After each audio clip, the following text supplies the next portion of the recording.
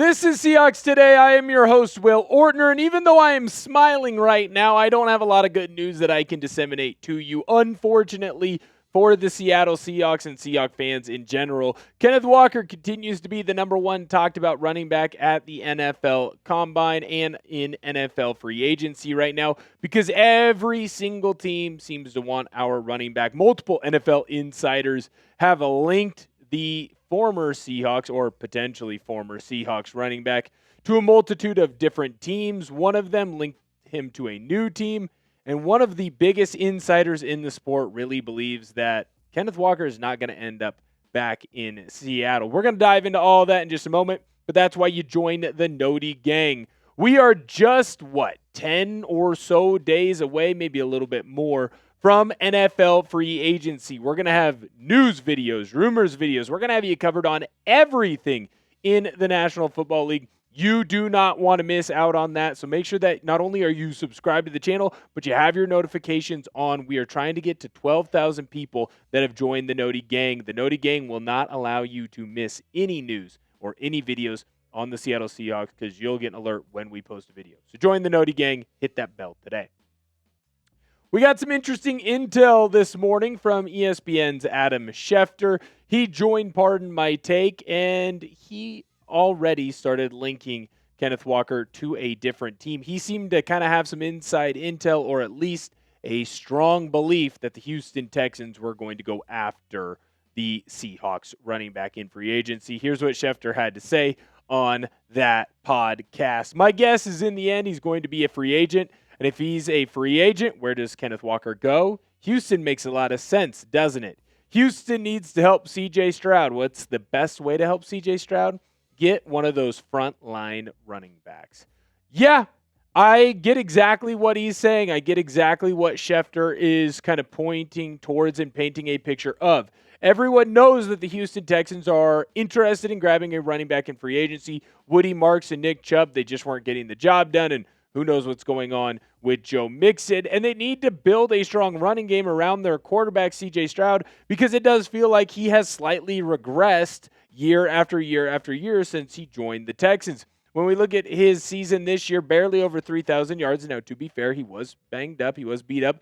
Didn't even get to 20 touchdowns. His interception number was higher than you'd like it to be. Obviously, his completion percentage number is down. C.J. Stroud has angered Texans fans to the point where they're even contemplating a quarterback like Davis Mills being the starting quarterback for them next year, at least in the fans' eyes. The coaches, they don't think that way. What's the best way to go and help and protect a young quarterback that's struggling?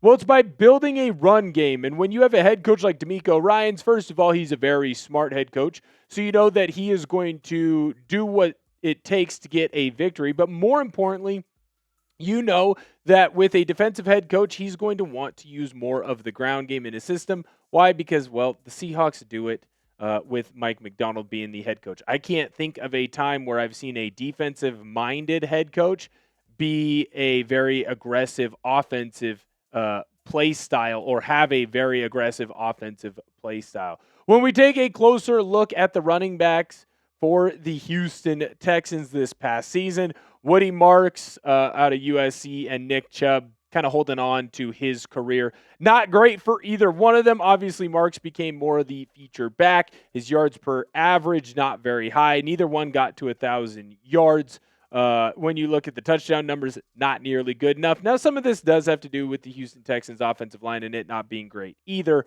But it is important to note that the two main running backs that they had were less than desirable. Now, when it comes to the player who was supposed to be the main running back for the Houston Texans, Joe Mixon, no one really understands what is happening. No one really knows what is happening with him. He was supposed to play this year, didn't play the entire year. Doesn't sound like anyone has really had any deep conversations with Mixon between Mixon's camp and the franchise, and really Mixon's camp and anybody. Adam Schefter was asked about Mixon in that same Pardon My Take interview, and he basically said he didn't really have anything that he felt comfortable reporting. So it's just a lot of rumors. So it makes sense why the Houston Texans would want to move on from him. And it also makes sense why the Houston Texans would want to go in and grab a new free agent running back. They are amped to overpay for a running back in NFL free agency. We've seen teams do it in the past, right? They have a position of need, and they believe they are one player away from a Super Bowl. And I get why Houston Texans fans would think that. They were a couple of C.J. Stroud turnovers away from beating the New England Patriots in the AFC divisional round. I would assume with the injury to Bo Nix that the Houston Texans would have been able to beat the Denver Broncos, and now you're playing against the Seahawks in the Super Bowl. Seahawks would have taken care of business, but I get where the Texans fans are coming from. So if I'm a Houston Texans fan and there's money that's set aside to be able to pay for a free agent running back, give him all the money, especially if you think that Kenneth Walker is going to be the player that takes you over the top. This ends up being bad news for the Seattle Seahawks because I think the Seahawks have a number that they will not go beyond. What that number is, I'm not going to be able to tell you directly, but I don't think I'm the only one that thinks this way because ESPN's Adam Schefter had this to say at the very end of that take on Kenneth Walker and his free agency. Kenneth Walker, my guess, is some team will be offering him enough money to dangle him away. That's unfortunate for the Seattle Seahawks because I think they have a number, and I think it's smart of them to have a number. But I'll tell you right now, it does feel like another team is going to be able to come in and poach Kenneth Walker from the Seattle Seahawks. Might be the Houston Texans. Where will Kenneth Walker play next year? Let me know down below in the comment section. I'm always very interested in what you have to say and where you think he could end up playing.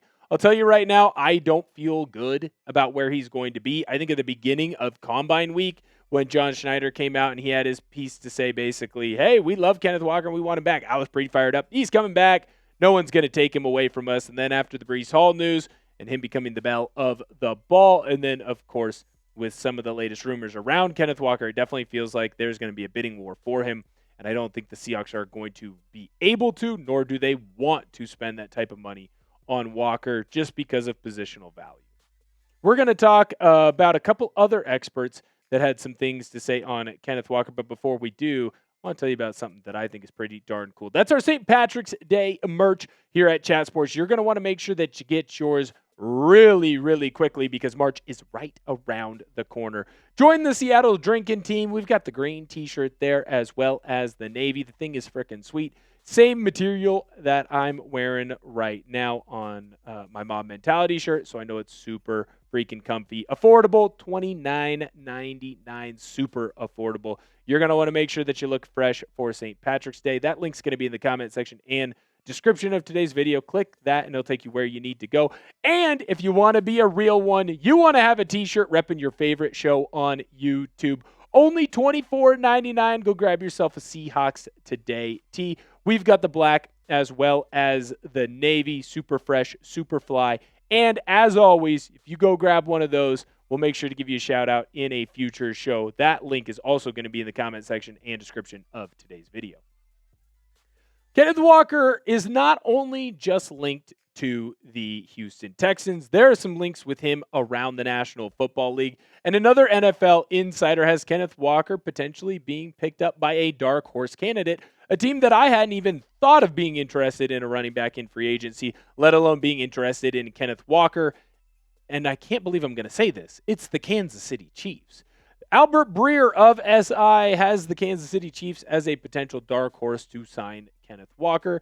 And what I find interesting about what Breer was saying is that essentially he believes, and the Chiefs seem to believe if they follow in line with Breer's thinking, that they are not out on being a Super Bowl champion within the next year or two. And if they believe that, Kenneth Walker might be able to help take them to the next level. Here's what Breer had to say on K9.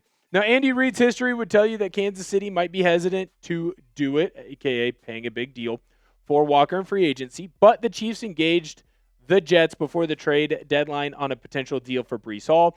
And GM Brett Veach said at his press conference here that the team will be actively looking to get more explosive in the run game this offseason.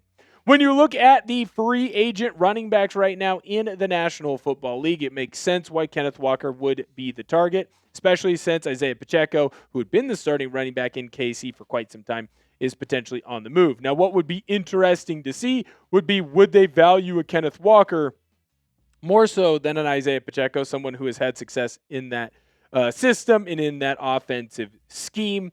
What is interesting, though, about Pacheco, there are different things that he struggles with at times. I love how hard he is as a runner, but he's not always the best at catching the football out of the backfield. I think in a situation like this, a guy like Kenneth Walker could easily add to that Chiefs offense in a multitude of different ways. They just watched how well Kenneth Walker ran the football in the postseason, last 6 games of the year, but Kenneth Walker is also great at catching the ball out of the backfield. When we look at the rushing attack for Kenneth Walker this season, obviously the numbers really pick up as you get towards the end of the year, but over 1,000 yards, his yards per carry is very high.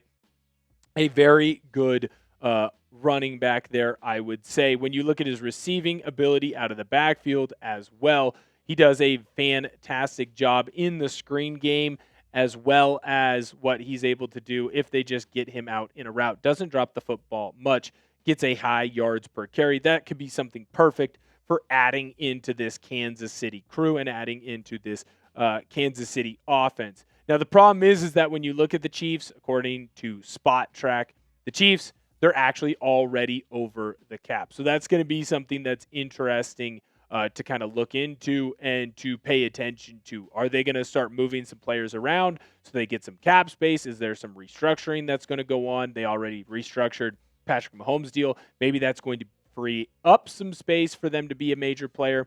But I'll tell you right now, my personal opinion, I think Breer's a little off his rocker here. I don't know that I see Kansas City being a major player. I feel like they're more than just a running back away.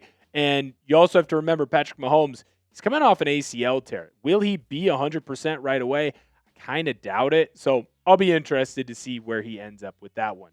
Now, while we started recording this video, we did end up coming across one more bit of Kenneth Walker news that I do think is very important for us to talk about. And this actually comes to us from NBC Sports' Matthew Berry. He said this: listen, we love you, but you should go out there and get paid. He's talking about the Seahawks and from the Seahawks perspective. If someone is going to give you $12 to $13 million, you should take it. But if you are down in the $10 million range, come back and talk to us. We will bring you back to that number. Now, I mentioned this earlier where I said that I think the Seahawks have a clear number, and I think Barry is hitting upon that. It does feel like if the Seahawks aren't willing to transition tag Walker, which that number's right, just over $11 million, that they believe that he's going to be a little bit less than that, or they are willing to pay a little bit less than that for a running back. So I get where the $10 million number comes in. Adam Schefter also alluded to thinking that there are some free agents that are going to get paid a lot more at their position than most normally would. So that kind of goes in line with what Barry's saying there, where Kenneth Walker could make $12 to $13 million this next year on an average annual salary per year basis. What I think is fascinating and what I think is going to end up happening with Kenneth Walker is there is a team that clearly values him and he's going to get paid. And I unfortunately believe right now, February 27th, I believe that he will not be a Seattle Seahawk player in 2026. Where's your confidence level right now on Kenneth Walker returning to Seattle? Scale at 1 to 12. I'm at a 2. I'm not going to say that he won't, not going to say that he will, but I'll tell you right now, I think that he's gone. I'd be pretty surprised if he ended up being back in Seattle, and I hate giving you that unfortunate news on a Friday. Join the Noti Gang. We're trying to get to 12,000 Noti Gang members. All you got to do is you click that bell. If you're not subscribed, make sure that you do that right now. Hit that sub button. We've got you covered on all the latest and greatest Seahawks news throughout the 2026 year. Thank you guys so much for viewing today's video, and I can't wait to see you next time.